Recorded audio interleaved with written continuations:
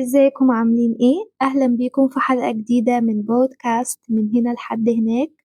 النهاردة هنتكلم عن موضوع مهم جدا في حياة كل حد فينا، التجارب السابقة وازاي تقدر تكون سلاح قوي ليكي لما تبدأي حاجة جديدة. هنتكلم كمان عن دور الخبرة وازاي نحول الفشل لنجاح وازاي نواجه التحديات بثقة حتى لما الظروف تكون ضدنا.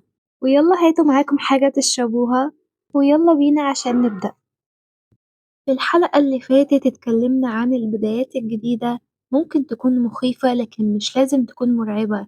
لما تبدأي حاجة جديدة مش هتكون زي أول مرة بدأتي فيها حاجة، هتبدأي بخبرة وبمعرفة جديدة.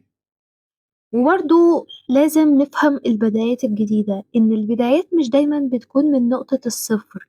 كل حاجة اتعلمتيها في تجاربك السابقة هتساعدك وهتكمل معاكي في البداية الجديدة. لو فشلتي قبل كده ده مش معناه انك مش قادرة تبدأي من جديد، بالعكس هتكوني أذكى وأقوى. ويلا بينا دلوقتي ندخل في الحلقة. بصي، أي تجربة عديتي بيها في حياتك هي في الحقيقة درس، سواء كانت حلوة أو وحشة. التجارب دي بتديكي خبرة وبتساعدك تشوفي الأمور بشكل أوضح. عارفة لما حد يفتح مشروع مثلا زي كافيه وما ينجحش، الطبيعي إنه هيقول أنا فشلت، بس الحقيقة إن التجربة دي علمته حاجات كتير زي أهمية اختيار المكان الصح، إزاي يدير الفريق بتاعه، إزاي يسوق لنفسه. فلما هيبدأ مشروع جديد أكيد هينجح أكتر لأنه اتعلم. خدي أي تجربة مريتي بيها وحاولي تفهمي منها، ما تشوفهاش كغلطة، شوفيها كخطوة قربتك أكتر للنجاح. طب دلوقتي الخبرة إزاي أهم أداة في رحلتك؟ الخبرة مش بس حاجة بتكتسبيها من سنين طويلة شغل، ممكن تكون من حاجات صغيرة جدا زي حل مشكلة أو التعامل مع أزمة. في مرة كنت بتعلم أعمل فيديو مونتاج، أول فيديو عملته كان وحش بشكل، لكن كل مرة كنت بتعلم فيها حاجة جديدة. بعد كام مرة بلاقي إن المستوى بتاعي بقى أحسن، كل ده من تراكم خبرات صغيرة. كل مرة بتتعلمي حاجة جديدة انت بتضيفي أداة لصندوق أدواتك اللي هيساعدك في أي بداية جديدة. دلوقتي هنتكلم عن ازاي التحول من الفشل للنجاح. الفشل مش النهاية، هو مجرد خطوة في طريق النجاح. الفكرة كلها في ازاي تقدري تقومي من بعده. زي مثلا تخيلي شخص زي ستيف جوبز اتفصل من شركته اللي أسسها بنفسه، لكن رجع وبقى واحد من أعظم القادة في العالم. السر هنا هو إنه ما استسلمش وكمل. رسالة لكل اللي بيسمعوني، الفشل مش دليل إنك ضعيفة، بالعكس ده بيقول إنك بتحاولي. فكري دايما في اللي جاي وسيبي اللي فات يكون مجرد درس.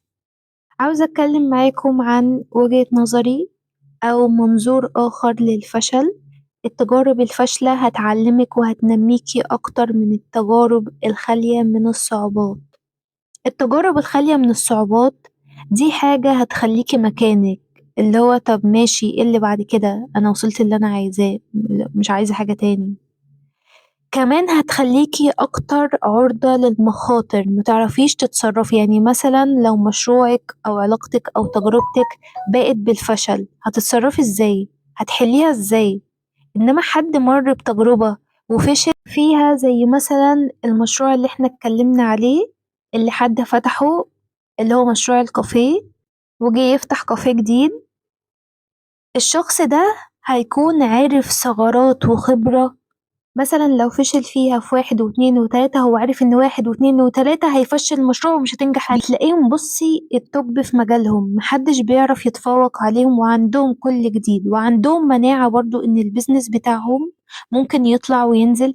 عكس ناس بقى مرت بتجارب خالية من الصعوبات، هتلاقيهم مش عارفين يتصرفوا في أول تجربة فشل وقعوا فيها، وهتلاقيهم برضو ما تعلموش حاجة.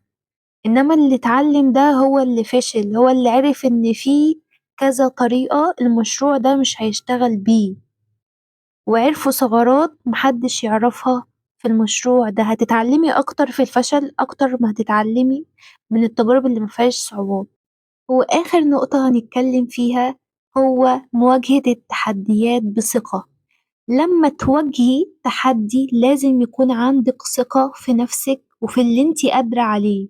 التحديات موجودة عشان تختبر قوتك وتختبر الحاجات اللي اتعلمتي منها، زي مثلا لما يكون في حياتكم ناس قريبة ليكم مفهماكم إن إمكانياتكم 1 و2 و3، واكتشفتي مثلا إن هما غير جديرين بالثقة واتحطيتي قدام موقف إن انتي لازم تاخدي خطوة إنك تطلعيهم من حياتك، هتكتشفوا إن انتوا عندكم مهارات أكتر مما كنتوا تتخيلوا لما بعدتوا عنهم.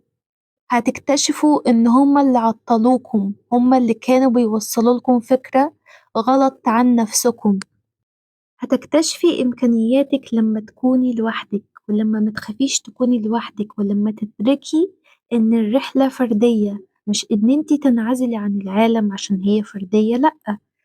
لما تكوني وسط الكل وانتي عارفة انتي مين وإيه هو حدودك وإيه هي إمكانياتك وإيه هي قيمتك، وتعرفي تقدمي نفسك للناس، ما تخليهمش هما اللي يقدموكي بعينهم، لأنهم عمرهم ما هيقولولك الحقيقة.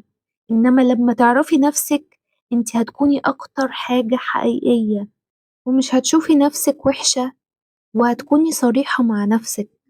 كل واحدة بتسمعني ما تخليش الخوف يمنعك من مواجهة التحديات.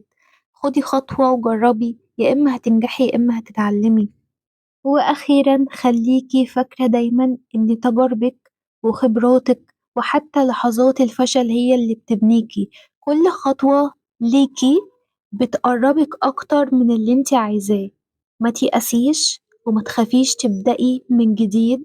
وشكرا لكم يا صحابي، وبكده أكون خلصت حلقة النهاردة. اكتبولي تحت في التعليقات ايه التجربة اللي انتي مريتي بيها وتعلمتي منها في البداية الجديدة. ولو عجبتكم الحلقة ما تنسوش تعملوا لايك وشير وسبسكرايب. ويلا بينا عايزين نكبر ونكون عيلة كبيرة. ويلا أشوفكم في الحلقة الجاية. باي باي.